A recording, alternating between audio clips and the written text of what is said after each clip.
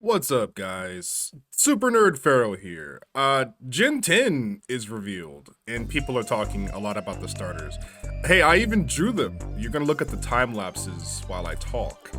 Aside from the immediate appeal of them, and I like Browt the most, if anyone's wondering, there's a conversation about what these starters are going to look like as they evolve. There's the whole quadruped to biped debate, which I don't find particularly smart or anything.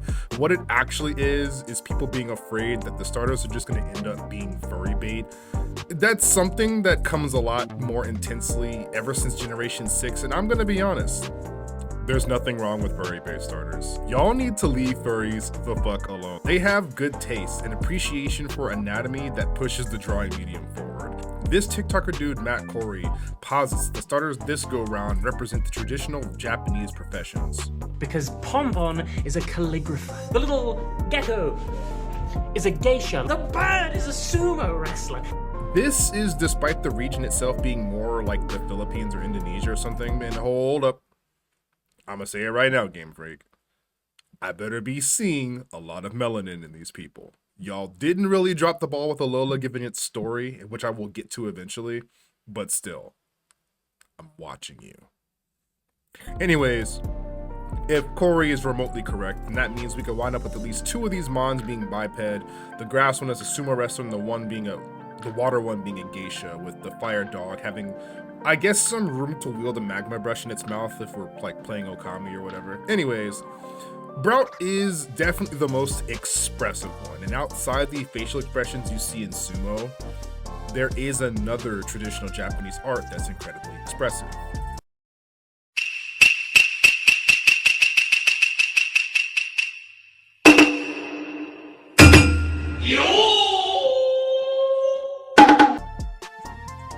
That's right, Kabuki. The only question is if we're going to end up with a Kabuki cassowary or secretary bird or griffin or whatever. I don't know. Outside of the starters, we finally did get an announcement for Legends ZA. Oh, never mind. They just released Mega Garchomp Z as a boss fight and nothing else. I guess you can use Mega Garchomp Z now. That's your news for the 30th anniversary of Pokemon. This DLC is garbage. Man, the base game was fine pushing the envelope, but what I paid additional ducats for ended up being a halfway passable chunk of game served with a massive topping of annoying ass RNG and asset reuse. And now we have basically 2 years into the next game. We can either retain hope for another DLC patch that makes the game palatable, or lean on champions coming out in April to serve as the new Pokemon main thing. We have a long time to boogie with Zaza because it would have been about 2 years until Gen 10 comes out. I'm pretty sure the conversation will only sour over time as people wait.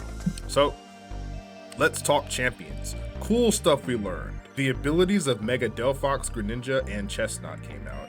People say that Levitate is a nerf. I disagree. You cannot have everything you want all the time. Instant access to Psy Spam on a stat platform like that should not be a foregone conclusion, and you're literally immune to Spikes and Earthquake. Most fire types would kill for that. Greninja getting Protean might actually be pretty nuts, because has anyone considered the fact that a Battle Bond Greninja can Mega Evolve and get Protean and have the potential to steal an entire game away while also being able to change his type?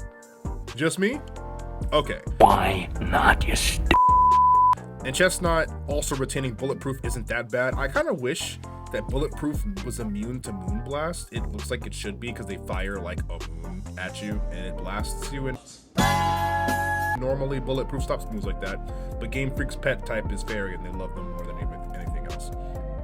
Outside of that, the good news is that we will see singles formats. The bad news is that this game is going to be a free-to-play live service platform and treated as such from the jump. Paid starter kit for storage and a bunch of resource tokens to buff stats or whatever. You will need to pay a subscription for the membership that gives you extra everything for playing. You will need to pay for a separate battle pass outside the subscription to access the rewards track for playing through seasons. And of course, as always, you will have to maintain your subscription to Pokemon Home to import and transfer Pokemon to and from champions, not including the Pokemon you own that originate in the game, because as we all know, even Paradise is a prison if you can't leave. That is 3 subscriptions for the experience they're advertising off-rip, and the Pokemon that you receive or rent in the game don't even have optimized movesets that represent them at their most competitive. So you're gonna have to do some work on them too. Hopefully you can get them as you would have them in another Pokemon game where you can actually put the work in and level them up and stuff. Anyone hearing this should honestly acknowledge this as a bit of a nightmare to consider it in its totality. According to Nintendo, a functioning Pokemon competitor is one that buys the $100 game experiences for the console, pays the yearly NSO fee for online compatibility, maintains a Pokemon Home subscription for Pokemon storage, and now eats the double dip subs for Champions, which is only going to be on Switch platforms until they feel like releasing it for smart devices later during summer. So whatever, man. I guess we'll see how important the member sub and battle pass are for casuals like me. I was hoping to be able to have this app empower me to do official competitive Pokemon stuff, seeing as I'm normally too occupied with work or better life priorities to raise bonds on hardware and, God forbid, travel to compete, but we'll see. Lastly, Winds and Waves being a Switch 2 exclusive. Let's talk about it. I'm gonna be honest, I'm not sure that that's necessary, and the Switch 1 has some absolutely beautiful games that run just fine, especially for if it was going to be a Pokemon game. Pokemon has never been at the forefront of technological displays for a flagship Nintendo property. But if they're going to be absolutely convinced that they need a more powerful machine to slightly lag behind existing competition like Zelda and Metroid and Xenoblade, whatever. I just hope that those passable graphics are worth it, because it is the best looking Pokemon game to date. They finally made an entry that beats Let's Go Pikachu and Eevee graphics wise. Art style wise, that game isn't being touched, but regardless, I'm getting a bit of a hiker vibe in the entire trailer. The land looks wild and untamed, perfect for a population of Pokemon to truly bring to life. The water looks great too, and the clouds and lighting effects are cool. If you paid close attention, you can see that Tropius' wings are translucent, as if you'd put massive leaves in front of sunlight. Oh God, Tropius is in the game. Please do something with this species.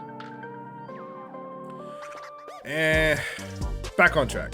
Yeah, the trailer looks nice. I won't let any extra implications ruin it for me at the moment. This is a purely good thing I'm feeling for the future of Pokemon in the future of like Gen 10.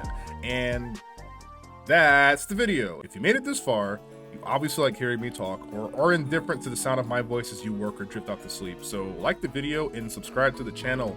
God damn it, please like and subscribe. Now that all the news is out of the way, I can have time to make videos about actual opinions I've had about the franchise that I've been sitting on. If you want to hear things about competitive systems design or larger political implications of the Pokemon world as it's mirrored our own, stick around and I'll be letting those fly too soon, eventually. Anyways, that's all for me, folks. Who the fuck are you? I'm Super Nerd Pharaoh. Browt is the best Gen 10 starter. This isn't up for debate.